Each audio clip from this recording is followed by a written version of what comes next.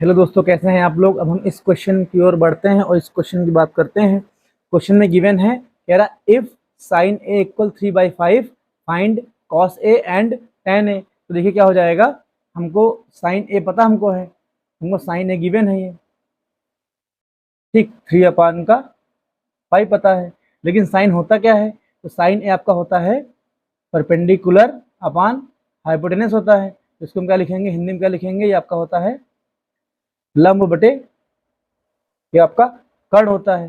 तो अगर हम यहाँ पर अगर एक हम राइट एंगल ट्रायंगल ड्रॉ करते हैं, इधर साइड में हम एक राइट एंगल ट्रायंगल ड्रॉ करेंगे, ठीक है। तो ये वाला एंगल हमको ए मानना है, क्योंकि हमको एंगल साइन ए दे रखा है, तो एंगल ए हो जाएगा। इसको हम बी मान लेते हैं, ये वाला आपका है एंगल सी आपका हो जाएगा, ठीक है। तो अगर ये एंगल ए है तो इसके सामने वाली भुजा क्या हो जाएगी, परपेंडिकुलर हो जाएगी, इसी को हम लंब बोलते हैं, ठीक है। और इसकी ये क्या हो जाएगा, ये आपका बेस हो जाएगा। बेस मतलब हिंदी में क्या बोलते हैं, इसको आधार बोलते हैं। ये आपका आधार हो जाएगा, ये आपका लंब हो जाएगा। और किसी भी राइट एंगल ट्रायंगल या समकोण त्रिभुज में सबसे बड़ी भुजा क्या होती है, कर्ण होती है। तो ये आपका क्या हो जाएगा, ये आपका कर्ण हो जाएगा, या इसी को हम हाइपोटेनस बोलते हैं, ठीक है। तो हमको P/S दे रखा है, तो P कितना, मतलब अगर हमको BC दे रखा है यहाँ पर है, तो कितना हो जाएगा, P आपका 3 हो जाएगा। और H हमको दे रखा है, मतलब AC आपका कितना हो जाएगा, ये आपका 5 हो जाएगा। अब हमको देखिए, हमको क्या निकालना है, cos A और tan A हमको निकालना है। तो cos A आपका क्या होता है,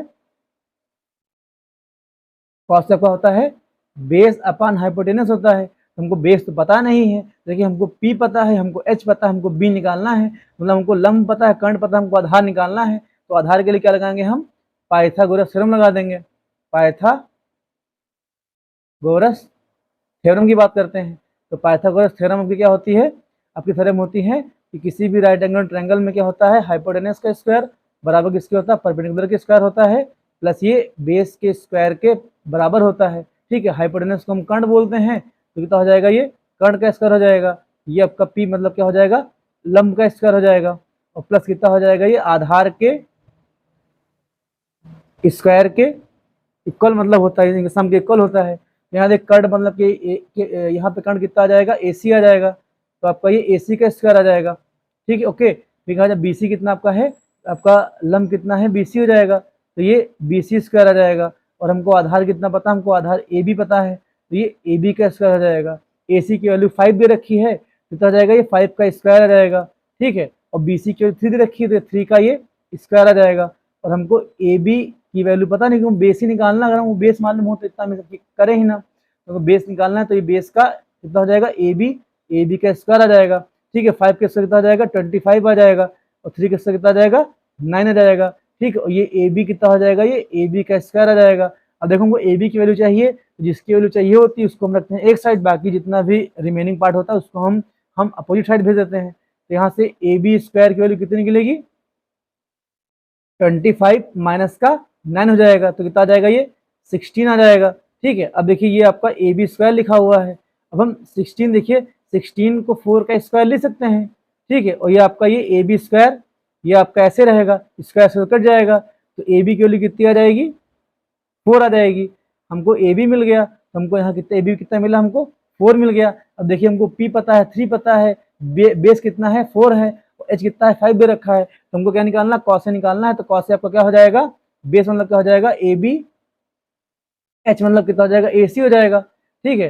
तो कॉस कितना हो जाएगा, कॉस से कितना आपका हो जाएगा AB कितना हो जाएगा, मतलब बेस कितना हो जाएगा, 4 दे रखा है, और AC कितना हो जाएगा, 5 आ जाएगा। तो हमको ये कॉस A की वैल्यू फाइंड हमको हो गई, कॉस से हमको मिल जाएगा। हमको tan A यहाँ से निकालना है, तो tan A आपका क्या आ जाएगा, tan A आपका आ जाएगा P अपान का, ये आपका B होता है, ठीक है, P अपान का B होता है। तो यहाँ से P कितना है, मतलब लंब कितना यहाँ पर है, P मतलब बेसिकली लंब होता है, और B मतलब आधार होता है, ठीक, हिंदी मीडियम वालों, ठीक है। अब देखिए P कितना यहाँ पर है, P हमारा कितना निकला है, BC अपान का, और आधार कितना निकला है, ये AB निकला है, BC अपान का AB हो जाएगा, ठीक है। तो BC की वैल्यू कितनी दे रखी है, 3 दे रखी है, और AB की वैल्यू 4 दे रखी है। तो हमको यहाँ से tan A कितना मिल जाएगा, tan A हमको मिल जाएगा 3 अपान का 4 मिल जाएगा। तो ये क्या हो जाएगा, देखिए क्वेश्चन में जो हमसे पूछा गया था कि cos A tan A find करना है, तो cos A की वैल्यू ये हो जाएगी, tan A की वैल्यू ये हो जाएगी। उम्मीद करते हैं क्वेश्चन आपको समझ में आया होगा। धन्यवाद दोस्तों।